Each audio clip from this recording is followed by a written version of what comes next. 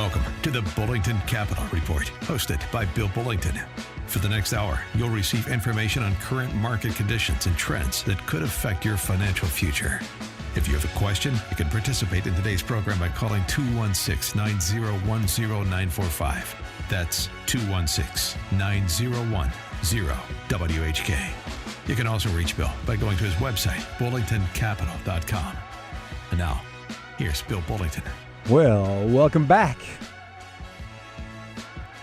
I'm actually not in the studio today, which I don't know if you guys like me to say that kind of stuff when I'm not here, but I just wanted to pre-record this because I think it's very important, and I have a family issue I have to take care of. So anyway, I'll be back next Saturday morning, and in the meantime, I thought I would talk about an awful lot of things that are happening, going on in the world. I've got a lot of people talking about the upcoming election, and boy, you want to talk about getting people excited really quickly. Just, man, I'm to the point now where I just don't want to mention politics at all because you just can't win. It's amazing. And you know what? And here's the thing about politics. So let me make everybody mad at the same time. Yes, people on both sides of the aisle, okay? The president is like the quarterback of a football team. He's only as good as his offensive line and his defense. You got that? A quarterback cannot win a game by themselves. Ask any of the Browns quarterbacks. Yeah, you have to have the whole team in place. Are they an important piece? Yes, they are. Important piece. Are they the whole piece? No way. Okay, so, and there's not enough data, because we haven't had that many presidents, to say for sure one way or the other which one's better for the economy. So, by the way, that was my major in college, so I wouldn't make that comment if I didn't already know the answer. But anyway, so I just wanted to start off by saying, hey, look, whatever happens, the United States is going to do well. Whatever happens, we still have the infrastructure that we had in place to get us this far. And by the way, that is improving. The infrastructure in the United States is improving fairly significantly. When you look at the ability to handle a pandemic, I just went in this morning to get a COVID test. I'm going to get the results in a couple of days, but so when I went, and because I'm traveling, by the way, and I'm going to be seeing people who are very old and susceptible. So I just thought this is the right thing to do. So I went in. I won't get the test results, I think, for 2 days, but that's before I'll be seeing the people I'm going to be seeing, and I should be good. And in fact, the doctor said, probably don't have enough symptoms, and she looked at my blood pressure and all this stuff, regular checkup, and before they do the swab thing, and I'm supposed to be in pretty good shape. So, thank you for your concern. Anyway, what's going to be happening? And when I'm looking at all this stuff, this is what I was actually getting to. When I'm looking at all this stuff, all the equipment that they have to purchase for this, that's not going away. Most of the stuff is disposable, which means you have to make more of it once you use the stuff that they're using now. And I'm looking at that going, wow, this is probably a kind of a permanent type of thing. It's not probably, actually. If you go on and Google this, what's probably going to happen is we're all going to develop antibodies at some point in time, or vaccines. And this is probably here with us to stay, but we will get better at handling it, just like they've done before with tons of other diseases and infectious diseases. So at some point in time, we're just going to have to handle it the same way that we've handled all the other things that have come before this. And what does that mean? Well, it means that people are being employed to produce those products, the vaccines, that are doing the exams, processing the data. And the economy actually grows because of that. So I guess the silver lining to this is it puts people to work. And that's a good thing. That's a really good thing. So is it tough getting through this? Yep.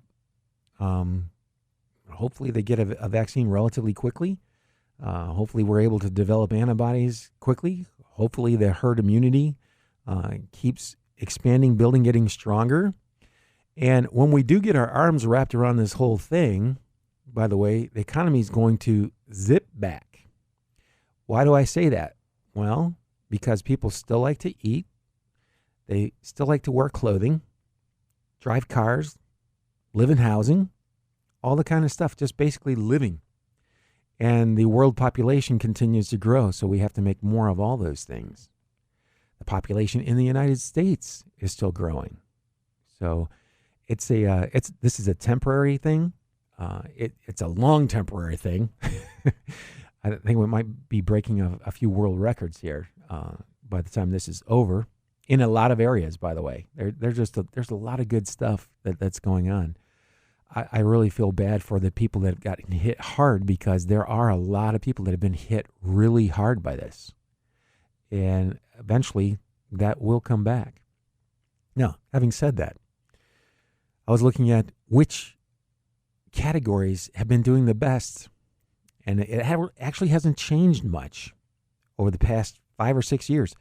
It's large cap, large companies that are mostly technology. That's what's been pushing the S&P 500, because it's got a ton of those companies in it. That's what's been pushing that up. And by the way, the S&P 500 is not the stock market. That drives me crazy when I hear the guys on CNBC saying the stock market, and they're talking about the S&P 500. Those guys should be run out of business. They should get new reporters who know what they're talking about. The S&P 500 is not the stock market. The top 50 stocks out of the 500, out of the several thousand that make up the U.S. stock exchanges, make up more than half of that index. That is a horrible representation of the stock market. That's the large cap, mostly growth and tech-oriented portion of the stock market. Why is that? Well, it's just kind of the way it's configured. It's configured so that the companies whose share prices go up the most get more heavily weighted in that index. And that's why it's a little lopsided right now. Actually, it's a lot lopsided right now. But there is a way that I think you can probably take advantage of that. And there are several different funds. And I'm working on a method, by the way. We're probably going to do a Zoom meeting, because I don't know when we'll ever be able to do another in-person seminar. But I'm kind of working on that right now to kind of show what you can do. There are funds out there relatively new. They're 4 or 5 years old, which is a good length of time, because a fund needs to be around for a few years, by the way, before I put money in it, because a lot of funds shut down and go away when they don't gather enough assets to be able to pay their own bills. If they don't get big enough fast enough, they're going to shut that fund down. And then you know what happens? And it doesn't matter, by the way, how good the fund is. In fact, you could have a good fund with an excellent strategy. The market takes a dive. People pull money out of the fund like they always do. And the fund doesn't have enough assets to survive, so a good fund goes away. And you know what happens when you've invested in that good fund? There's a big fat zero where that price used to be for the fund, and they don't deposit the cash back into your account right away. Now, imagine you're an investment advisor. You put some money for all your clients into a fund, and that fund disappears. And that money disappears from the account. And when they call you, say, don't worry about it. It'll show up. It's going to come back again in a few weeks. Really? Now, I'm speaking from experience. So this is why I refuse to invest in funds that are too small. If they're too small and the market takes a drop and people pull out, they're going to shut that fund down, and you're going to see that big fat zero where your dollars used to be. And then I have to put up with that. So anyway, the funds that I'm talking about are momentum based. They've got, and actually I hold about 3 of them now in the portfolios that I manage. There are 3 of these types of funds. So I know exactly which sectors are doing the best, how and why, because I'm watching the model that I built, and I can say, hey, the growth momentum stuff is beating everything. So, but if you're in value oriented stuff, you haven't done very well. Now, here's the rub. Most people will look at that and go, well, I know what we need to do. Let's just buy all the growth momentum stuff and forget all that value stuff. Yeah, but when the growth momentum stuff hits a wall and starts to come down and the pendulum swings back towards the value measure and those value funds start to outperform, you're going to miss that if you're not there. So that's what I meant when I was talking earlier on a program about investing always being uncomfortable. It's uncomfortable knowing that you're investing in things that aren't currently in favor. That's uncomfortable because you see the things in your portfolio that are doing so well. And the first question I get typically is, well, why don't we have all of our money in that? Well, 2 reasons. Number one, because it's not always going to be that way.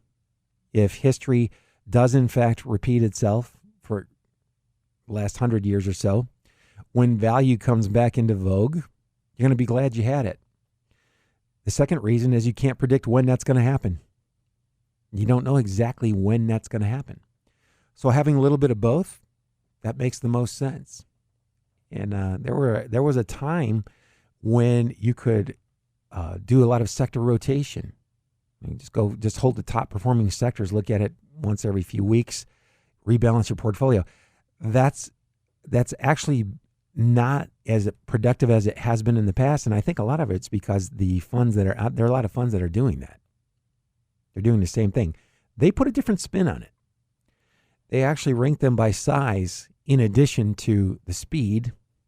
And some of them actually use valuations or growth rates, which I think are really good additions. I know they are because I've seen how those funds are performing. They're doing very well. And I'm holding 3 of them. Out of the group of funds that I hold, 3 of them actually represent that.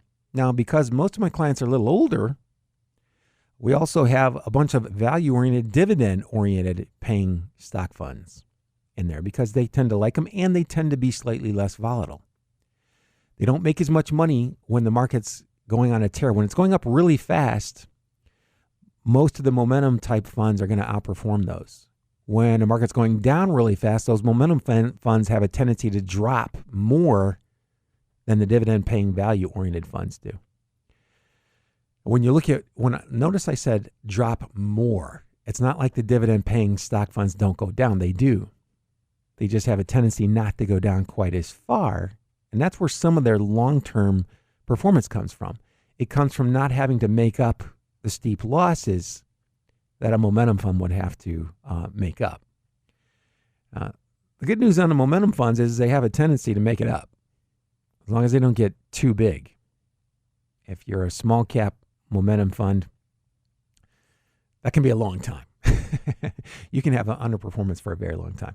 If you're a large cap, you know what? Actually, the way that they've got it, some of the funds are structured today, the underperforming periods should be a lot shorter going forward. That's an improvement. That hasn't come around until the last few years. These things are not that old. Somebody besides myself has been watching what's going on, and they've got a lot more money than I do, so they can afford to roll out, spend millions of dollars launching a new fund before they can expect to make any money back for themselves. And unfortunately, I can't. But I understand what they're doing. And that's a very important aspect of this whole thing. You know what else is important when you're looking at those types of funds? They're converting short-term capital gains into long-term capital gains for the vast majority of them. That is they lobbied hard to get that passed through Congress. I can tell you that for sure. And it's a good thing. It's a really good thing. So, and the reason I'm talking so much about stocks today is because bonds are paying next to nothing. I'm looking around at CDs. If you have a CD rate that's over 1%, it's typically for 6 months. And 6 months from now, they're going to drop that rate. They're going to drop that rate, and it's going to come down to probably about 0.5% or so. And so the teaser rate is like 1 or 1.25. I just can't believe it. I can't believe we're talking about this. Okay, a 10-year Treasury is paying less than 0.5%. After you take the taxes out, before taxes, it's like 0.5 or 0.6%. That's a 10-year Treasury bond, which is exactly why I was talking about the Nationwide product over the past few weeks. And if you want more information on that, feel free to email me. I'll send you a link. But Nationwide's got this product for certain people. It's not a one-size-fits-all. I don't agree with the people that say, look, you should just do this one thing, this is all you need to do. No, life's not that simple. It really isn't. I would love for it to be that way, but it's not. So what we're doing is we're looking at a certain area, let's say the fixed income, a long-term fixed income portion of your portfolio, which you have there, by the way, typically to keep the whole portfolio from fluctuating so much. It's just to keep the whole portfolio from fluctuating a lot. Because today, with those interest rates being that low, that's basically all it's good for. And hopefully you don't get talked into buying something that has a lot more risk to it because it's got a yield of 4 or 5%. A yield of 4 or 5% today is going to come with a significant amount of risk. You can't get a 4 or 5% dividend or interest rate without taking on an incredible amount of risk, at least not today. And that's what made this so attractive. And for years, I'd stayed away from most of these types of products. By the way, this is a relatively new variation on an old theme. It's an annuity, but the annuity has a rider that you can add that will guarantee a certain amount of income. And it also guarantees that for every year that you delay taking the income, it'll go up. And the amount that it's going to go up by is going to be significantly greater than 0.5% on a CD. It's got a lot of restrictions. They're not to compare this to CDs. There's a lot of differences between these things. So typically, you don't want to be you wouldn't want to be a young person doing this, I don't think.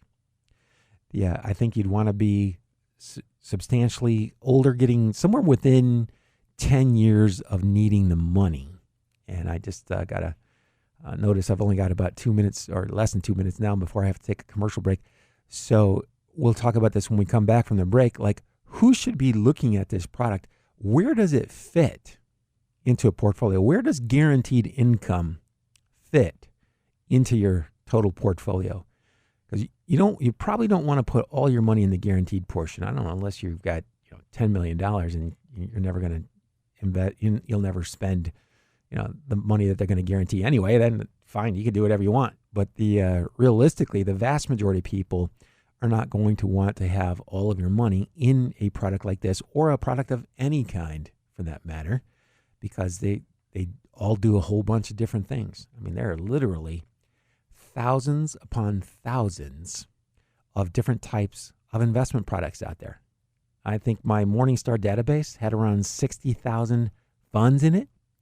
60,000. That is mind-boggling. And that doesn't count the sub-accounts in a variable annuity, the options in a 401k plan. It is mind-boggling how many products there are out there today. And again, they're designed to do different things. So I guess that's one of the reasons I still have a job, is because they keep creating all these products and people have to keep learning about them to figure out whether or not this is the right thing for them to do. And it's not an easy thing to do, but we'll talk more about it when we come back from these commercial messages. You're listening to Bill Bullington right here on 1420. Stay tuned.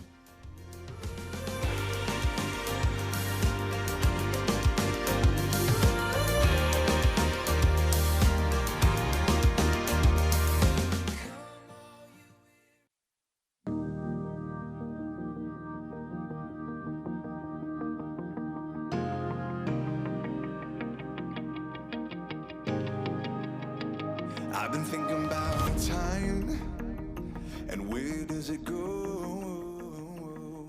How can I Well, welcome back. We were just talking about all the various options people have to invest in today. Unbelievable number of funds out there. Thousands. Actually, do you know that there are more funds that you can invest in than there are stocks for them to be able to invest in? And it's caused a change in how stocks behave. It really has. And I'm looking at what's just gone up the most, the best performing categories, which are typically what the average investor thinks they should be investing in. That's true to a certain extent, okay, but it's kind of like having a little bit of knowledge being pretty dangerous. In this case, it's incredibly dangerous. Because if you go with the stuff that's just gone up the most and you're not really familiar with how that works in the long run, you're probably in for a surprise. I mean, look at, here's Netflix, just as an example. As I'm looking at Netflix, it's up 10% today. In a day, it's up 10%, which is amazing because it's a $500 stock. Well, it's $543 now. It was actually slightly less than $500. But here's the thing. Netflix, if you added up the price of every share of the stock and then you divided that by the sales that the company has, it's selling at $8.86 per dollar of sales. Why is that important? Well, because the average stock only sells for 2. If you're looking at 2 times sales versus 8.86 times sales, I mean, Netflix had better continue to perform very well to be worth 4 times more, almost 5 times more than any other stock on the planet. Now, I like Netflix. I think it's a great idea. But I can tell you right now, it's from the momentum. Momentum funds are buying that stock. And it could cause the price to go up from here. Just because it's overpriced now doesn't mean it can't get more overpriced, right? And that's one of the things that you got to kind of have to be on the lookout for when you're investing in these types of funds. If they're investing in stocks, the best performing stock funds, by the way, they've got Netflix in them. Guess what else they have? Facebook. Facebook is selling at 8.6 times their annual sales. That's a big number. If you're growing fast enough, if you're growing 30, 40% a year, that's fine. But if you're not, you may be overpaying for those stocks. Now, here's the big difference between the average investor who owns those stocks and the funds that own them. The funds that own those stocks are actually going to start to peel back their holdings in that stock at some point in time in the future. They will actually go in and start to sell shares. When? They're actually going to wait until the share prices start to drop. And they'll probably have to drop a fairly significant amount before they actually start to sell shares in it. Why? Well, because nobody knows where the top is. They're just running them based on math. There's a certain amount of momentum there. The momentum starts to drop. You start reducing the number of shares that you're holding in the fund. And those funds, by the way, have a tendency to be slightly more volatile than the overall stock market or the broader based funds to try to represent the stock market. You kind of have to look at the Russell Equal Weighted 1000. That'll give you a better idea of the average stock in the stock market. There's not a good indicator, incidentally, of what the entire stock market's doing. There's no good indicator for that. There's not an index that was created for that. In fact, somebody should do that. So if you're out there and you're listening and you're a CFA candidate or you already have a CFA, why don't you create the index that represents the real stock market? That would be awesome. Yeah. Anyway, so when we're looking at the S&P 500, you're looking at a fairly small subset. And by the way, the Netflix is part of that. The part of the FANG, Facebook, Amazon, Netflix, and Google, all of which make up a huge percentage of the S&P 500, all of which are making new highs. Not all stocks are making new highs. In fact, let's take a look at this. Here's the Russell Mid-Cap Value Index Fund. Not only is it not making a new high, it's 15% below its all-time high that was set earlier this year. So those stocks are making new highs. This one's still down, and this is it's an index, represents a certain sector of the total stock market. So this index fund is still down 15% from where it was. And it is not alone. There are actually most of them. The regular mid-cap index fund is still down about 6%. And that's got the growth and the value in it. Let's see if I can find another. Bear with me here. I feel bad for... Okay. So here's a small company value fund. It reached its high in 2018. So a little over 2 years ago. It's down 23, almost 24% from its highest price 2 years ago. And I'm going to tell you, that's going to make most people go, yeah, let's not invest in that fund. And I'm going, yeah, but see, these are smaller companies. Smaller companies generally grow faster. Their valuations are very good, which means they're not overpriced. In the long run, the returns on that have been very similar to the other funds that we were just talking about, the ones that are doing the best right now. So in the long run, their returns are all within 1% of each other. Think about that.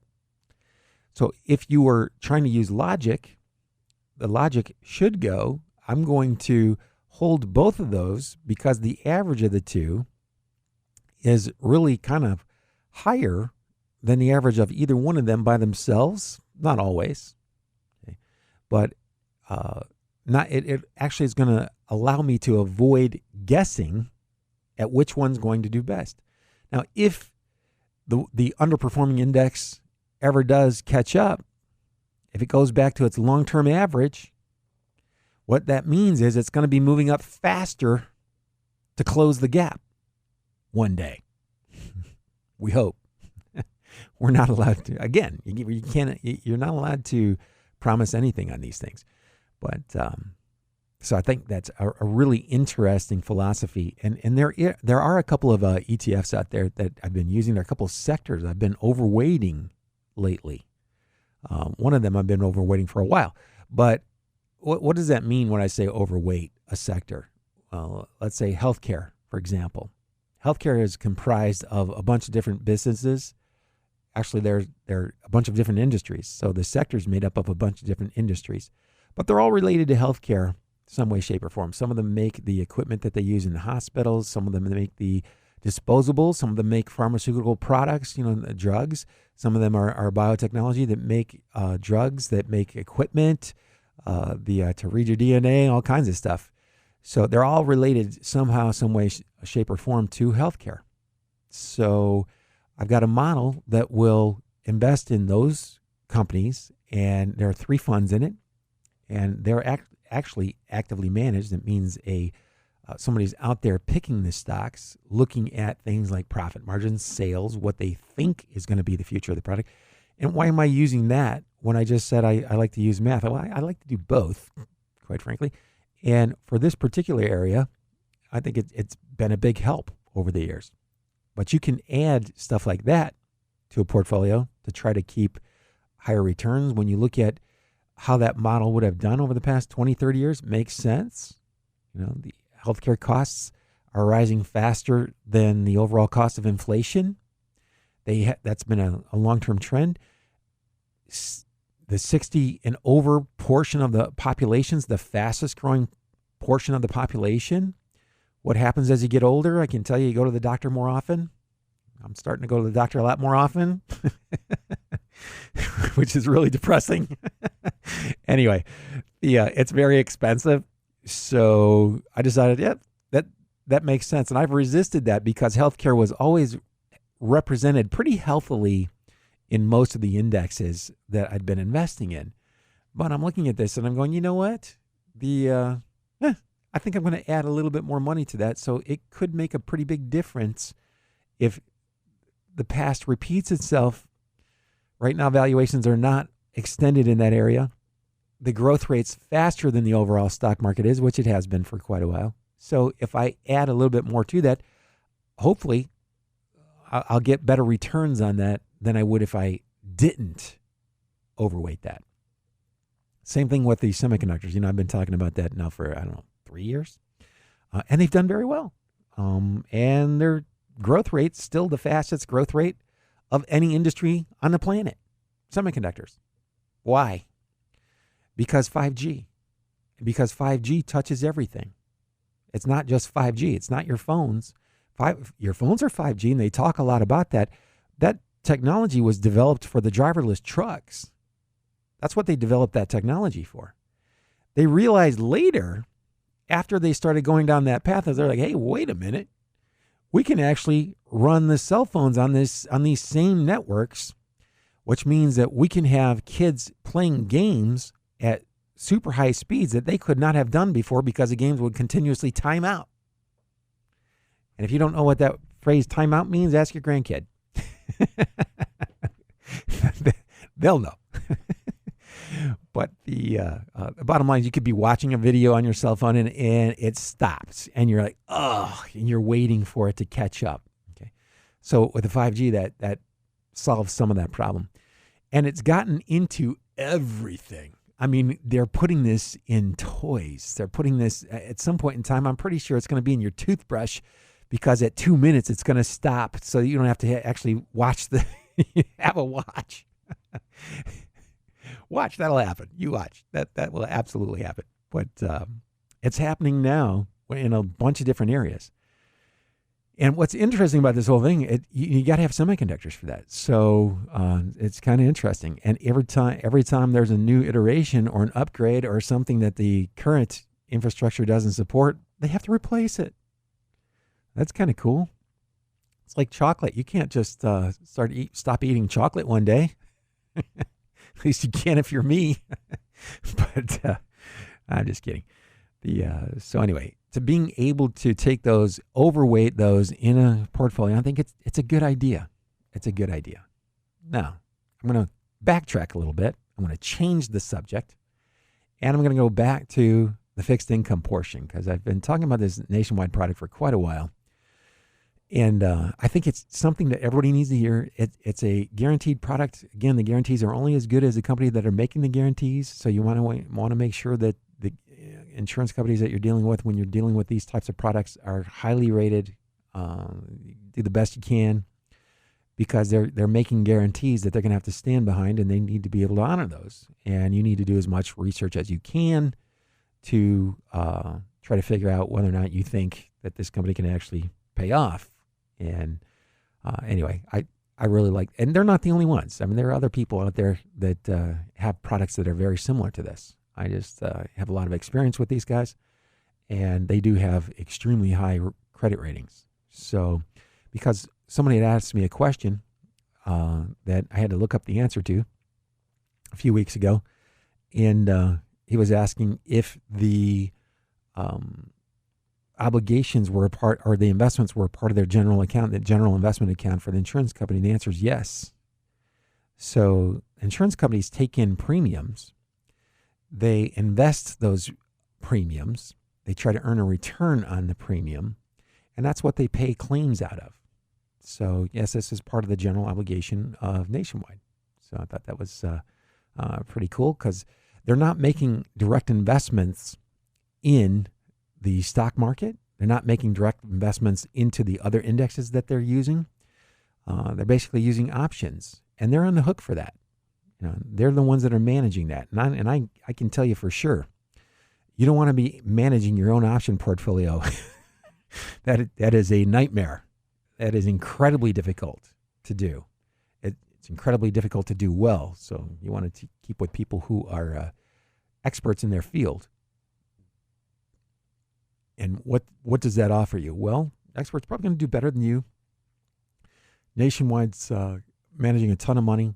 The guarantees that they're making, they're various guarantees. And I think I'm going to probably spend some time over the next few weeks just talking about the individual characteristics of these things, because it's not just Nationwide. There are a bunch of companies out there They're calling the product a fixed indexed annuity.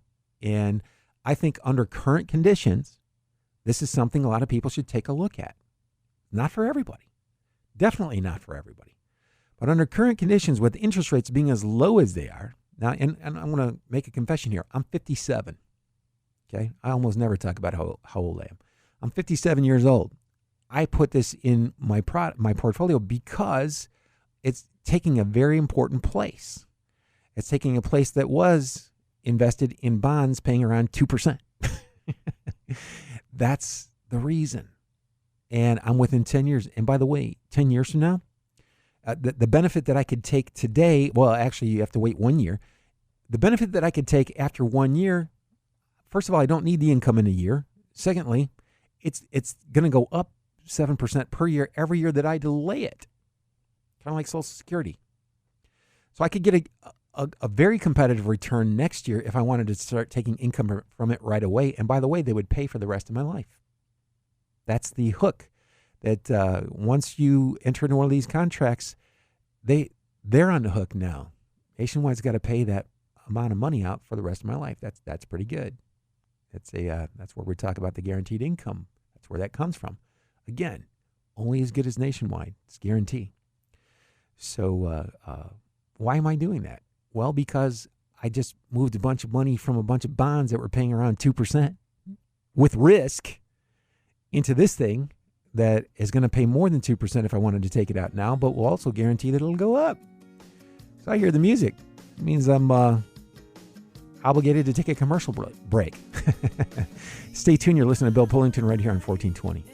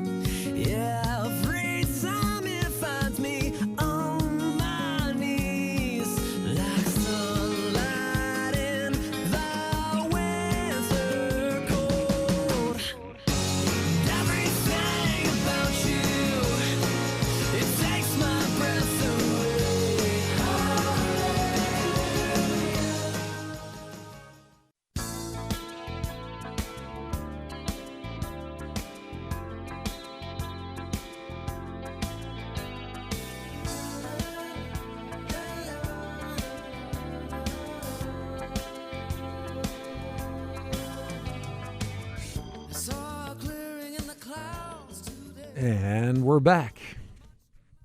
So I was just talking a little bit about the guaranteed products from Nationwide. I think that's a good thing for a lot of people to take a look at.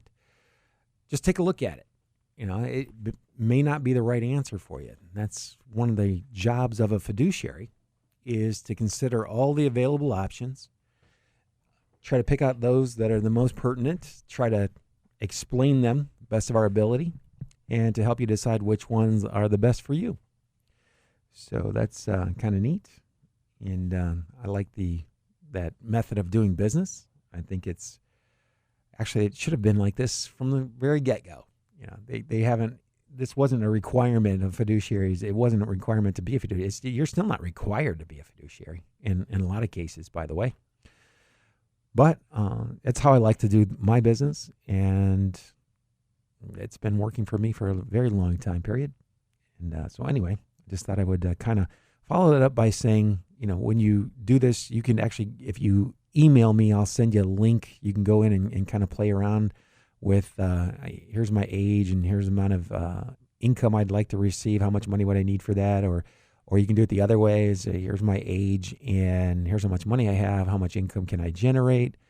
Feel free to email me, go to bullingtoncapital.com, reach out on the contact us page. Actually, try to write a description for that in there. A lot of people go to that and they fill it out. They put their email address and their name, but they don't give me the question. So I don't know exactly what they're asking for, and I don't know what to send. So if you wouldn't mind just putting the comment in there, I'd like to see the Nationwide or anything else that you've heard about here today. If you want to see my most aggressive investment model, it's the one I call the healthcare semiconductors. It only has 2 industries in it. I like to use it in addition to the conservative model that I run. just to try to kick up the returns a little bit. Not with everybody. Again, I have to recommend the things I think will be best for you. But if you want to see that model too, I would be glad to have a conversation with you about that over the phone, because I don't have a license just to send that out to the general public. You actually have to have some sort of relationship, and a phone conversation of 5 minutes or so, that's like a minimum relationship. Well, that's how we skate that rule. No, I'm just kidding. But yeah, what would have happened if you go back 10 years now and you'd invested in healthcare and the semiconductor, just those two industries? And by the way, those numbers look so awesome. And I'm going to tell you, don't expect that in the future. Just don't. It's a it was a very good time period for both of them. But if you go back a long time, and actually, let me back up a second. The reason that they've done so well as long as they have is because sales have been rising pretty rapidly in those industries. Think about it. What's grown faster than technology and healthcare? Not much. Now, if you knew that a technology was going to go away, you probably wouldn't want to invest in that anymore. That's one of the reasons I think it's important to have actively managed or funds that look at certain metrics like sales growth, like profitability. When that stuff starts to dwindle away, they start to cut back. Okay, that's kind of a big deal. They also use the size of the company. When the size of the company is shrinking, oftentimes the price movement will happen before the fundamentals actually start to erode. So that's kind of a big deal that's in there too. These are all management things. These are all things that are being done without us thinking about it. The time that you think about it is when you're selecting the fund. You're reading the description of how those funds are being managed. So anyway, I'd be glad to have a conversation with you about that. 5 minutes. You just call or ask me to give you a call. I'll call you back. Say, hey, look, you can tell me that I wanted to see the healthcare semiconductor model. I'll show it to you. The more diversified model I built, I call it the DOL model, because back, 4 or 5 years ago when the Department of Labor put in those rules, I went back, got the accreditation for the investment fiduciary, which I have to do that reminds me, I think I'm overdue on my, I got to catch up on my hours that I put up each year. So anyway, I built that model to comply with Department of Labor rules standards. It's more for people who are retiring soon or are already retired. It's overweighted in some large cap dividend paying stocks. So it's not the most aggressive thing that you can do, although all stocks are aggressive. You know what was really wild? You looked at how far down a bunch of the high quality dividend paying stocks were, and that they still haven't come back. They dropped nearly as much as the S&P did. That blew my mind. And they're not they haven't recovered as quickly. It doesn't surprise me that much, but it's a little surprising. They're still down about 12% or so from their all-time highs, which were reached a little while ago. So it's can be frustrating, but I get it. You know, these stocks don't have the growth rates right now. It's kind of the Googles and the Netflix of the world that have really been leading the market back. When those stocks take a break, and they're getting to a point now where their valuations are extremely high, that always bothers me a little bit when I see companies that have done really well and they have really high valuations, because they just don't go to the moon. I'd be really careful with that. That's another reason I think when I look at how the average person does it. If the Dalbar studies, Dalbar is an organization that studies investor behavior. If the Dalbar studies are true and the average investor is really earning the returns that they say they are, then the Nationwide product with the guarantees is actually substantially higher than the average investor is doing in their stock portfolios. That's kind of interesting. That's extremely interesting. So it was designed for a portion of your portfolio, not the whole thing, but in fact, it's actually outperformed a ton of people on their stocks. So yeah, it's kind of interesting. Now, if I were below the age of, 50, if I'm below the age of 50, probably even 55, I think if I were below the age of 55, I'm not sure I would be looking at that. I'm not sure that that makes sense. Now, if I'm above the age of 57, I'm definitely taking a look at this. I'm going to take a look at it for a portion of my fixed income. I'm going to try to swap that out. That's going to do two things, by the way. If you decide to use this particular strategy, if you like this strategy, you take a big chunk of your bond money. Now, the most common allocation is a 60-40, 60% stock, 40% bonds across the country. If you were to take half that money, or let's say 2/3 of that money, put it into the guaranteed portion, it's going to have a higher return than bonds will over the next 10 years or longer, probably over the next 20 years. So, and they're going to guarantee those returns, those rates. And again, if you want to talk more about this, I can't be specific. I can just tell you that they have guaranteed rates. I can send you the link if you contact me. But it's going to be substantially higher than bonds. Okay. So if you took a portion of the bond money that you had and you put it over there, I think that's fine. I think it'll bump up your returns. What that does is, with the money that you don't have there, now you can be more aggressive with that money because you've got more safety on the other side. And it frees you up a little bit. I think that's a great idea. I think it's an awesome idea. It's kind of what I did. And especially if you're going to have to make more than 4 or 5% a year during retirement, I think it's going to be incredibly important. You look at the Dalbar studies, the last 20 years, the average investor has made 1.7. That's what the average investor, according to Dalbar, has made over the past 20 years, 1.7. So you're going to have to do substantially better than that to be able to retire and not have to go back to work one day. And hopefully you'd like to be able to retire. You'd like to have assets actually growing faster than you're spending them. That would be awesome. Let me tell you something, that's getting harder and harder to do. You got 40% of your money in bonds, and bonds are paying, less than 1%, particularly after a management fee. So 1% of 40% is 0.4%. That's all that's going to add. That's all that's going to add. When I first started Bullington Capital, when I left to go out on my own back in, I think it was, what's that date? Is it 2004 maybe? 2005? 2004. Okay. You could get a real estate investment trust fund that was paying over 10%. You could get high yield bonds that were paying over 10%. Both of those are paying 60 and 70% less than they were paying then. You could get a CD that was paying 5.5% to 6%. Now CDs are less than 1%. That's the big change. That is an adjustment. That is a huge adjustment.